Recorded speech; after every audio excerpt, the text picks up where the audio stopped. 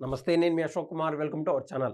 YCP అధినేత అయినటువంటి జగన్మోహన్ రెడ్డి గారు నిన్న నారా లోకేష్ గారికి తెలుగుదేశం పార్టీ అంతా మూకుమ్మడిగా ఏకగ్రీవ తీర్మానంతో ఈయన జాతీయ వర్కింగ్ ప్రెసిడెంట్గా తెలుగుదేశం పార్టీకి ఎన్నుకోవడం జరిగింది. ఇందులో భాగంగా దాన్ని ఏ విధంగా అయినా సరే ప్రజల్లోకి వెళ్లకుండా డైవర్ట్ చేయాలా, ఆయనకు వస్తున్నటువంటి హైప్ని నిర్వీర్యం చేయాలనేటువంటి ప్రయత్నంలో భాగంగా జగన్మోహన్ రెడ్డి గారు అసెంబ్లీకి అయితే వెళ్ళరు, కానీ ఎక్కడికైతే అక్కడ ఈయనకి ఉన్నటువంటి మానసిక దుగ్మతని తీర్చుకోవడానికి నిన్నటి రోజున నెల్లూరు జిల్లాలోని మత్స్యకారులతో సమావేశం పెట్టుకోవడం జరిగింది. సరే, సమావేశం పెట్టుకున్నాడు, ఏదైనా సరే ఏదన్నా పనికొచ్చే మాటలు మాట్లాడుతున్నాడంటే అది కూడా లేదు. ఆయన చెప్పింది ఏంది, గత వైసీపీ ప్రభుత్వంలో ఈయన కళ్ళగన్నాడంటే నిన్న కూడా చూశాను.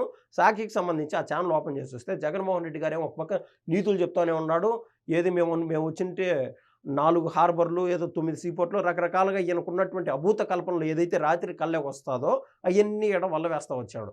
అయితే కింద కామెంట్లో ఎందుకన్నా ఇప్పటికి ప్రజలను మోసం చేస్తావు, ఏంది ఈ అబద్ధాలు అని చెప్పి జగన్మోహన్ రెడ్డి గారికి కౌంటర్గా కామెంట్లు పెడతానే వస్తున్నారు. ఏంటంటే జగన్మోహన్ రెడ్డి గారు 2024లో ఎలక్షన్స్కి పోయే ముందు తూతు మంత్రంగా కంటి తుడుపు చర్యగా కేవలం మత్స్యకారులకి ఏదో చేస్తున్నాను అనే దాన్ని చూపించుకోవడానికి ఆయన చేసినటువంటి ప్రయత్నం, అక్కడ పోయి ఏదో శంకుస్థాపన చేసి వచ్చాడంట.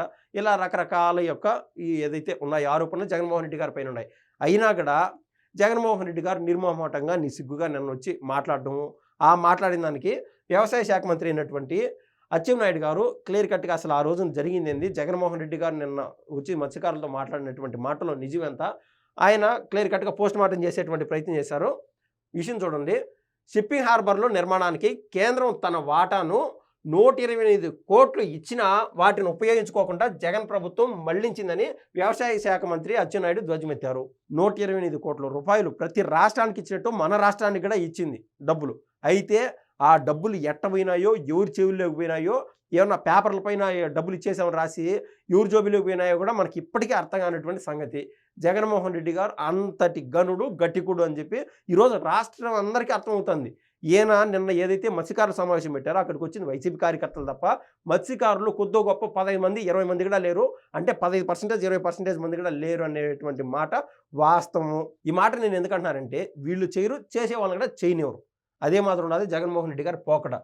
ఇప్పుడున్నటువంటి రాష్ట్ర ప్రభుత్వం మత్స్యకారులకి ఈ యొక్క సొంత బిడ్డల మాదిర తలంచి వాళ్ళకి ఏం చేయాలో ప్రతి ఒక్క సేవని వాళ్ళు అందిస్తూ వస్తున్నారు. దాన్ని కూడా తక్కువ చేసే విధంగా జగన్మోహన్ రెడ్డి గారు నేను మాట్లాడినటువంటి శైలి నిజంగా అది ఖండించాల్సినటువంటి అవసరం ఎంతైనా ఉన్నది. వైసీపీ పాలనలో మత్స్యకారుల మాటలతో మభ్యపెట్టి మోసం చేశారని విమర్శించారు. కేంద్రం వాటా నిధుల్ని వెంటనే వెనక్కి కట్టాలని, లేకపోతే ఇతర రాయితీలు నిలిపేస్తామని చెప్పారని, కూటమి ప్రభుత్వం వచ్చాకే వాటిని చెల్లించామని బుధవారం విడుదల చేసిన ప్రకటనలో పేర్కొన్నారు. ఇంకో కేంద్ర ప్రభుత్వం అయితే 128 కోట్లు 126 కోట్ల పైచిలకు ఏ విధంగా అయితే ప్రతి రాష్ట్రాలకి ఒక లోన్ రూపంలోనో లేకుంటే వితౌట్ ఇంట్రెస్ట్ ఉండదు, చేయబోదులుగా ఇచ్చేటువంటి డబ్బులు గ్రాంట్స్ రూపంలో కొద్దిమేర డబ్బులు ఇస్తూ ఉంటుంది. అయితే అప్పట్లో జగన్మోహన్ రెడ్డి ప్రభుత్వానికి కూడా 128 కోట్ల రూపాయలు డబ్బులు ఇచ్చింది. దాన్ని తిరిగి ఇవ్వకపోగా అది ఎట్టపోయిందో తెలియదు, ఇంకా ఆయన ప్రభుత్వం నుంచి దిగిపోయినాడు. ఆ భారం ఎవరిపైన పడింది? ఇప్పుడున్నటువంటి రాష్ట్ర ప్రభుత్వం పైన పడింది, నారా చంద్రబాబు నాయుడు గారి పైన పడింది. ఇది ఆటోమేటిక్గా ఇవ్వాలి కదా. ఈ డబ్బులు కన్నా వెనక్కి ఇవ్వకుండా అంటే కేంద్ర ప్రభుత్వం నుంచి రావాల్సినటువంటి నిధులు ఏమైనా ఉన్నాయి కూడా, తదుపరి కాలంలో మంచికి ఏదైనా ఉపయోగించేటువంటి నిధులు కూడా వాళ్ళు ఆపేసేటువంటి పరిస్థితులు ఖచ్చితంగా అక్కడ దాపరిస్తాయి అనేది స్పష్టము. సో వీటన్నిటికీ మూలకారకుడు జగన్మోహన్ రెడ్డి. ఇంకా కూటమి ప్రభుత్వం హయాంలో వేటని నిషేధ సమయంలో ఇచ్చేటువంటి వృత్తిని 10,000 నుంచి ఏకంగా 20,000 రూపాయలు పెంచామని, ఏడాదిలో 242 కోట్ల పైగా సాయం అందించామని వివరించారు. కూటమి ప్రభుత్వం ఏర్పడిన ఆ తొలి సంవత్సరంలోపే మత్స్యకారులకి ఏదైతే వేటకు వెళ్ళకూడదు, ఈ సముద్ర తీరం అల్లకొల్లాలంగా ఉంటుంది, అటువంటి సమయంలో వీళ్ళకి చేదోడు వాదోడుగా ఉందని చెప్పి కూటమి ప్రభుత్వం గతంలో వైసీపీ హయాంలో 10,000 ఇస్తూ ఉంటే దాన్ని డబల్ పెంచి ఏకంగా 20,000 రూపాయలు మత్స్యకారు కుటుంబాలకి ఇవాళకి అందిస్తూ ఉన్నారంటే అది నిజంగా అంటే కూటమి ప్రభుత్వానికి మత్స్యకారులపైన ఎటువంటి ఆలోచన ఉన్నది, ఎంతటి దృక్పథం ఉన్నది, మంచి చేయాలనేటువంటి తపన ఉన్నదో మనకైతే అర్థమవుతుంది. ఏడాదిలో 240 కోట్ల రూపాయలు పైగా కూటమి ప్రభుత్వం ఖజానా పైన అయితే భారం పడుతుంది. మత్స్యకారులకు చెల్లించాల్సిన పరిహారాన్ని కూడా కూటమి ప్రభుత్వం వచ్చాకే చెల్లించిందని చెప్పారు.